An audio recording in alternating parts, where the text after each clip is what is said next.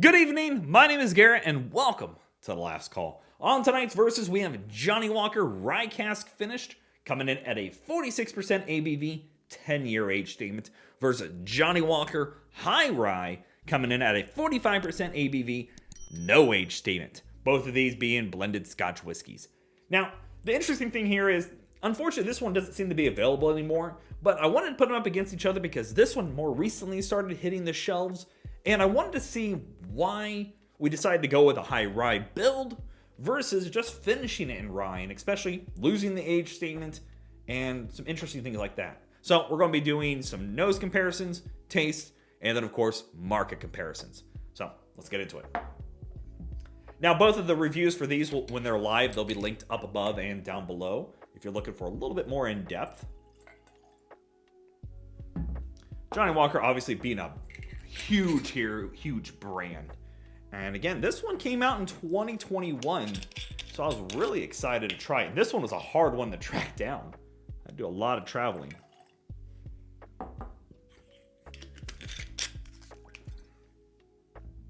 Okay, let's go for color. Definitely, this one is so much more darker. That is a significant darker. This is very light comparatively. Huh. I guess you can kind of tell in the bottle when you look at it, but... So let's go for notes on the Rye Cask finished. Okay, very soft. Very soft spice going on there. Very light, not heavy-handed. You get a bit of... You can definitely tell this is a blended Scotch. Got a little bit of that malty, funky Scotch note going on there. Almost like not quite as heavy-handed as like a monkey shoulder, but you could definitely tell. A little bit of a sweetness as well. Got almost not quite apple.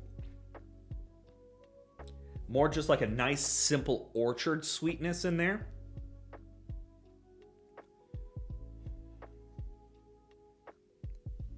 Yeah, just a nice simple orchard sweetness. ABV really doesn't show up either. Just a nice simple spice in there. Very light though. Not heavy-handed at all on that. You know, I don't think I could tell you that it was Rye Cask finish if I didn't read it. You could just get a nice simple spice on there though. So let's go for notes on the high rye.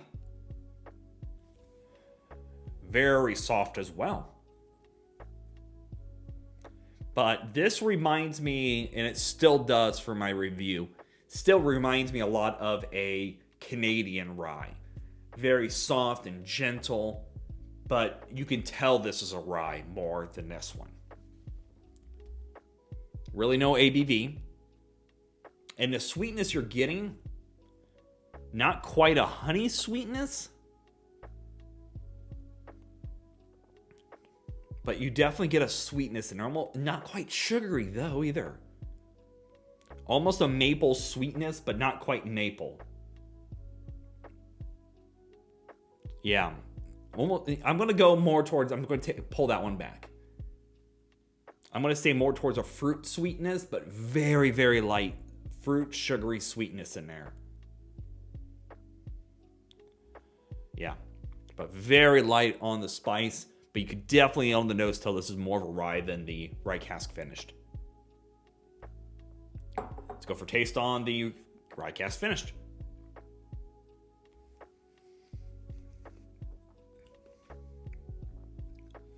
Woo! All right.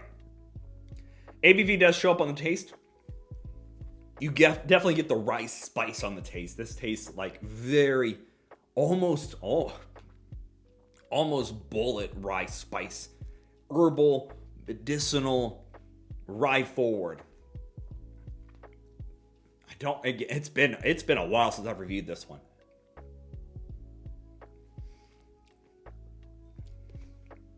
Rye spice for days, very heavy-handed.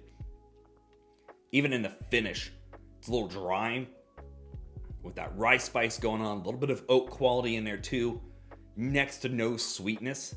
It's got a little bit in there. And more like a honey herbal sweetness. But very dry on the taste.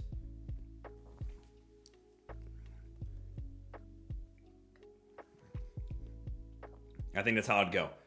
You get herbal, medicinal, a little bit of honey, herbal sweetness, dry oak, and then it ends very dry. Like my mouth, I feel like I could drink a gallon of water right now. My palate is very, very dry. Wow.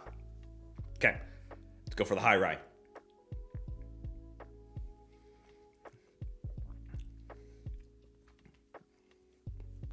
And here's where this one reminds me, even on the taste as a Canadian. Taste has that nice little simple clove in there. The rye flavoring is more softer. This reminds me of an American rye, getting Bullet. Where this reminds me of like Canadian Club, like their rye. Just nice and simple, nothing too crazy on the taste. But just enough little creamy factor going on in there too. Again, I love that best spice. And I love even the finish. It's not quite as dry, but it has some good character left over. You get a bit of that woody character in there with that nice simple fruit note, but those spices are what's really carrying this one.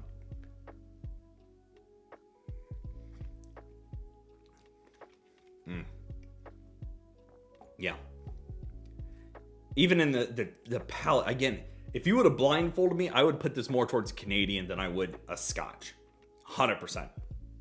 I like how the rye dances very well.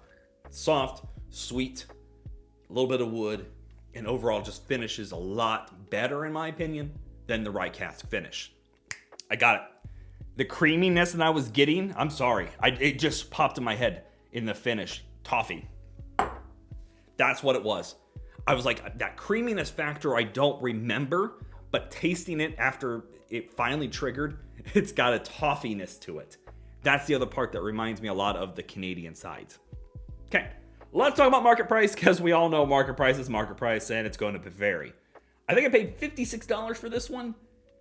This is, since it's not being made anymore, pricing on this one is all over the place. I've seen it go for upwards to hundreds of dollars.